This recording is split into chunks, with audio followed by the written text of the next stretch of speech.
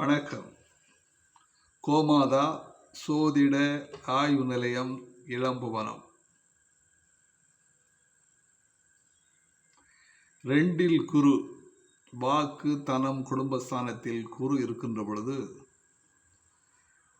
செல்வந்தராக இருப்பார், சுவையறிந்து உண்பவராக இருப்பார், வாக்கு திறமை உள்ளவராக இருப்பார், கட்டுடல், நல்வாக்கு, மிகுதியான அழகுள்ள முகம்,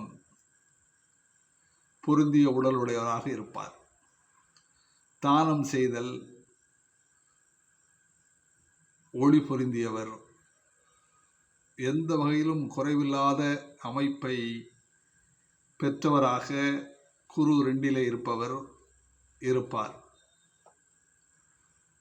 என்றுதான் சோதிட சாஸ்திரங்கள் கூறுகின்றன.